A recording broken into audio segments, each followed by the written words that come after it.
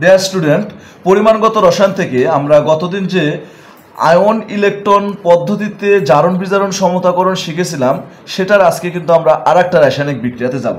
আজকে রাসায়নিক বিক্রিয়া হবে পটাশিয়াম পারম্যাঙ্গানেটের দ্রবণ যদি অম্লীয় মাধ্যমে হাইড্রোজেন সালফাইডের সাথে রাসায়নিক বিক্রিয়ায় অংশগ্রহণ করে, তাহলে এই রাসায়নিক বিক্রিয়া আয়ন ইলেকট্রন পদ্ধতিতে কি ঘটনা ঘটবে।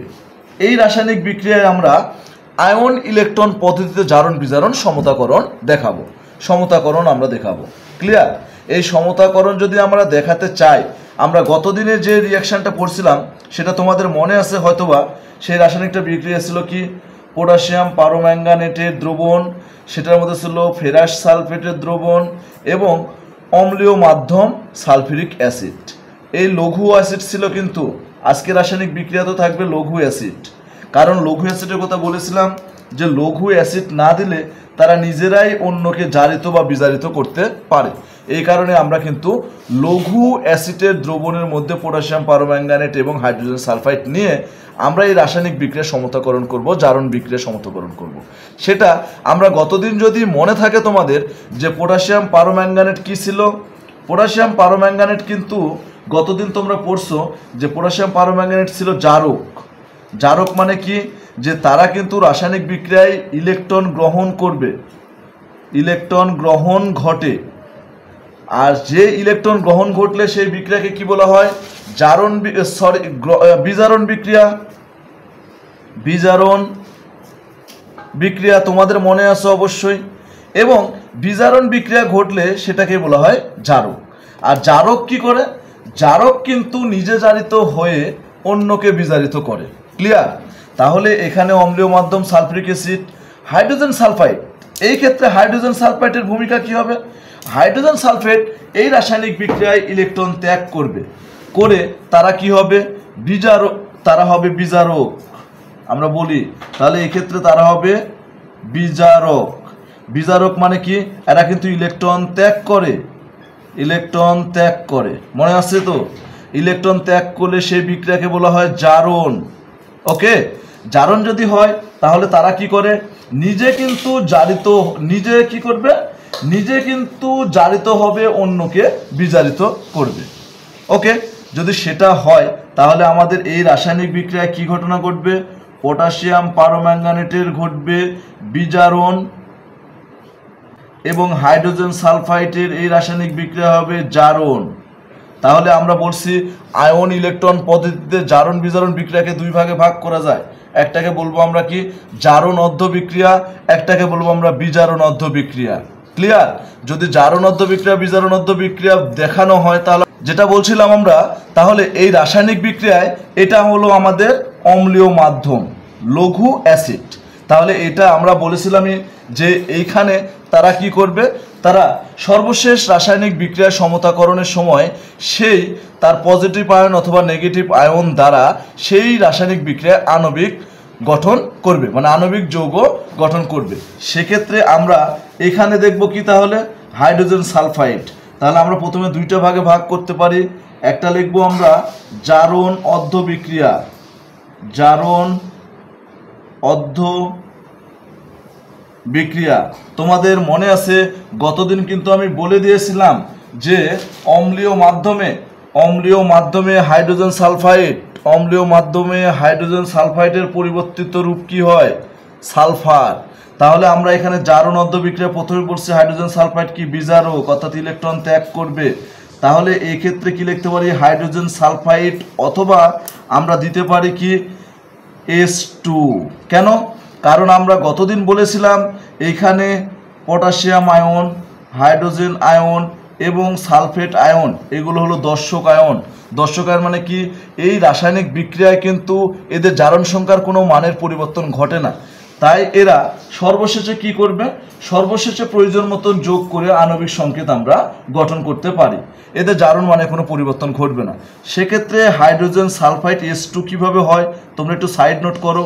যেহেতু হাইড্রোজেনের দুইটা পরমাণু আছে, হাইড্রোজেন একযোজী, তাহলে এই যৌগ থেকে যদি দুইটা হাইড্রোজেন চলে যায় তাহলে এসটা অবশিষ্ট থেকে যাচ্ছে। যেহেতু দুইটা হাইড্রোজেন পজিটিভ হিসেবে বের হয়ে যাবে, তাহলে সর্বশেষ এস কি নিয়ে থাকবে?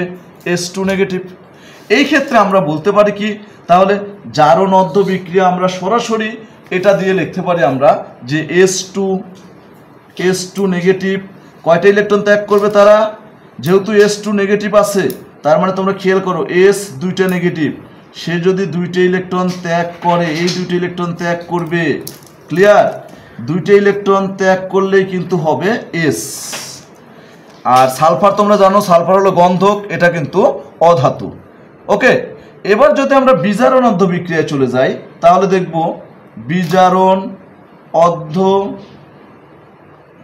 বিক্রিয়া। তোমরা এবার বিজারণ কার ঘটবে, পটাশিয়াম পারম্যাঙ্গানেটের।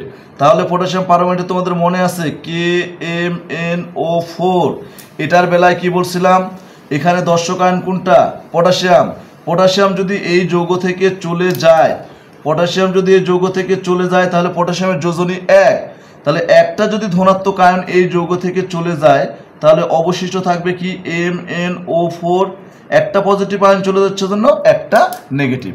ওকে, সেক্ষেত্রে আমরা খুব ভালোভাবে আমাদের বিজারণ অর্ধ বিক্রিয়া দেখতে পাবো কি KMnO4, এটাতে সরি এটা নেগেটিভ আয়ন এটা পজিটিভ আয়ন, এখান থেকে তৈরি হয় কি MnO4 নেগেটিভ।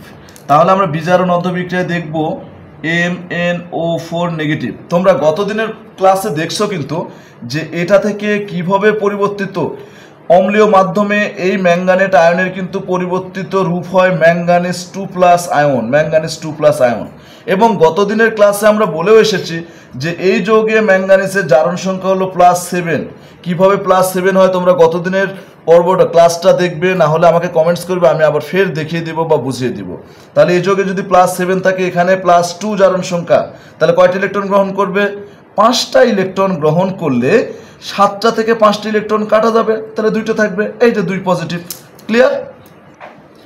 তাহলে তোমরা কিন্তু খুব ভালোভাবে বুঝতে পারছো যে এই আয়ন থেকে যদি ম্যাঙ্গানেজ আয়ন পরিণত হয় তাহলে কয়টা ইলেকট্রন গ্রহণ করে, 5টা ইলেকট্রন। এবং এটাও বলেছিলাম যে এই যে আয়ন আছে এই আয়ন থেকে কয়টা অক্সিজেন আছে, 4টা, O4 4টা অক্সিজেন থাকলে আমাদের পরিবর্তিত রূপ অর্থাৎ উৎপাদকে কি হয়, 4 মোল পানি উৎপন্ন করাতে হয়, 4 মোল পানি।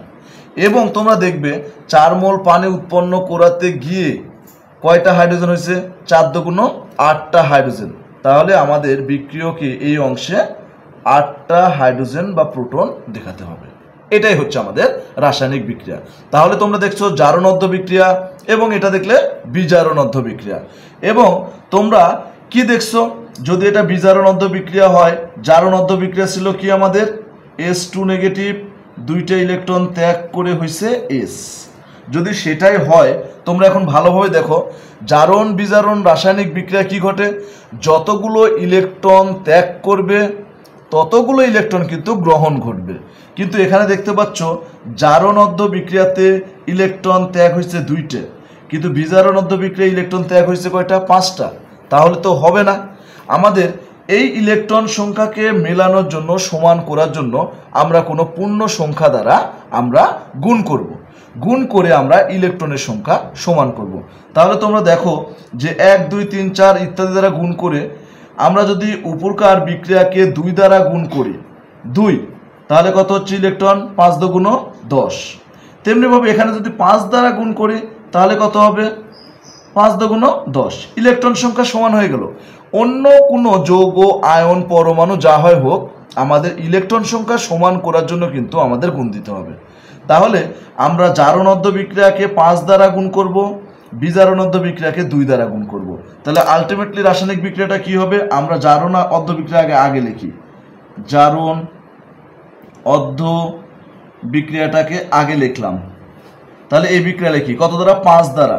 তাহলে 5H2 negative minus 10 electron 5S। ওকে, এবং বিজারণ অর্ধ বিক্রিয়া কত দ্বারা গুণ করতে বলছি, 2। তাহলে 2MnO4 নেগেটিভ প্লাস 5 দুগুণ 10 ইলেকট্রন প্লাস 2 দুগুণ 8 দুগুণ 16 প্রোটন, তারপরে কত 2Mn2 পজিটিভ প্লাস 4 দুগুণ 8 H2O। ক্লিয়ার? যদি এটা হয় এবার আমরা কি করব, এবার আমরা যোগ করে দেব। এবার আমরা যোগ করে দেব, যোগ করে দিয়ে ইলেকট্রন ইলেকট্রন কি হবে, কাটা যাবে। তাহলে এটা নাও 5s2 plus 2MnO4 negative plus 16 hydrogen positive, তীর চিহ্নের উপরে কি থাকবে 5s plus 2Mn2 positive plus 8H2। Clear? এতটুকু তো তোমরা বুঝতে পারছো, কোনো সমস্যা নাই। জাস্ট আমরা জারণ অর্ধবিক্রিয়াকে 5 দ্বারা গুণ করছি, বিজারণ অর্ধবিক্রিয়াকে 2 দ্বারা গুণ করছি। গুণ করে নিয়ে সেইটাকে আমরা কি করলাম, বিজারণ অর্ধবিক্রিয়া, সেইটাকে আমরা জাস্ট যোগ করে দিলাম। যোগ করে দিয়ে তোমরা রাসায়নিক বিক্রিয়া, এটা বিক্রিয়াটা তো দেখছোই। এবার আমি কি বলছিলাম গতদিন, আমি কিন্তু গতদিন বলেছিলাম যে যেগুলো আয়ন হয়ে আছে তারা কি করবে, সেই অম্লীয় মাধ্যম থেকে পজিটিভ আয়ন অথবা নেগেটিভ আয়নটা গ্রহণ করবে। এবং দর্শক আয়নগুলা এই প্রতিটা আয়নের সাথে এরা যুক্ত হয়ে আয়ন ইলেকট্রন পদ্ধতিতে কি করবে, আণবিক সংকেতে পরিণত হবে। সেক্ষেত্রে আমরা দেখতে পাচ্ছি 5 রাখো, S2টা কোথায় থেকে আসছিল মনে আছে, S2টা কিন্তু হাইড্রোজেন সালফাইড থেকে আসছিল। তাহলে যেহেতু S2 নেগেটিভ, তাহলে হাইড্রোজেনের সামনে 2টা যোগ করে দিলেই কি হয়ে যাচ্ছে, H2S। তাহলে 5S2 এটা পাইছো। 2কে 2 রাখো। ম্যাঙ্গানেট, এই আয়নটা কোথায় থেকে আসছিল, এই আয়নটা কিন্তু আসছিল KMnO4 পটাশিয়াম পারোম্যাঙ্গানেট, এর নেগেটিভ এর পজিটিভ কাটাকাটি গেল। ওকে, এবার আসো হাইড্রোজেন, 16 হাইড্রোজেন পজিটিভ মানে আমি কিন্তু বলছি সালফিউরিক অ্যাসিড তৈরি করে দিবে, কারণ যেহেতু এটা পজিটিভ আয়ন আছে এ অবশ্যই সালফেট আয়ন গ্রহণ করবে। তাহলে সালফেট আয়ন গ্রহণ করলে সে হয় সালফিউরিক অ্যাসিড। কিন্তু হাইড্রোজেনের সংখ্যা কয়টা, 16টা। এর সামনে 16টা দিলে হাইড্রোজেনের সংখ্যা কত হয়ে যাবে, হাইড্রোজেনের সংখ্যা হয়ে যাচ্ছে কিন্তু 16 × 32। তার জন্য 16 আমরা আর দেবো না। কত দেব, যেহেতু 2টা হাইড্রোজেন আছে তাহলে তার সামনে দিয়ে দাও 8, তাহলে 8 × 16 মিলে গেল। এবার উৎপাদকে যাও, যেহেতু 5s অধাতু হিসেবে আছে তাহলে এটা লাগবে না। এবং এক্ষেত্রে কি ম্যাঙ্গানিজ 2+, যেহেতু আয়ন আছে তাহলে এটা ধনাত্মক আয়ন, তাহলে কোন আয়নকে গ্রহণ করবে, ঋণাত্মক আয়নকে। তাহলে অবশ্যই সালফেট আয়নকে নিবে। সালফেটের যোজনী 2, ম্যাঙ্গানিজের যোজনী 2, তাহলে লাগবে না। তাহলে সামনে 2টা 2 দিয়ে দাও। প্লাস পানি H2, এটা তো ধনাত্মক ঋণাত্মক কোনো আয়ন নাই, যেহেতু পানি হয়ে আছে তাহলে 8 মোল পানি থাকবে। কিন্তু এটা কিন্তু বলেছিলাম যেহেতু এইদিকে হাইড্রোজেন সালফারের সব যৌগ তোমরা পাইছো, কিন্তু এই জায়গায় কিন্তু পটাশিয়ামের একটা যৌগ আছে। এই পটাশিয়ামের যৌগকে উৎপাদকে কিন্তু দেখো কোনো পটাশিয়াম নাই। এইটা মিলানোর জন্য কিন্তু আমরা এর সাথে বলছিলাম কি যোগ করতে হয়, দর্শক আয়নের পটাশিয়াম, দর্শক আয়ন সালফেট, এটা আমাদের পটাশিয়াম সালফেট হিসেবে যোগ করে দিলে বিক্রিয়ক অংশে এবং উৎপাদ অংশে কি হবে, আয়ন ইলেকট্রন মতবাদ অনুসারে সমতাকরণ বা সমতা সাধন হয়ে যায়। তাহলে ফুল রাসায়নিক বিক্রিয়া কি হবে, 5H2S plus 2KMnO4 plus 8H2SO4, আর উৎপাদকে কি হবে 5S plus 2Mn plus 8H2O plus potassium sulphate. এটাই হচ্ছে আমাদের আয়ন ইলেকট্রন পদ্ধতিতে পটাশিয়াম পারোম্যাঙ্গানেট হাইড্রোজেন সালফেটের অম্লীয় মাধ্যমে সমতাকরণ।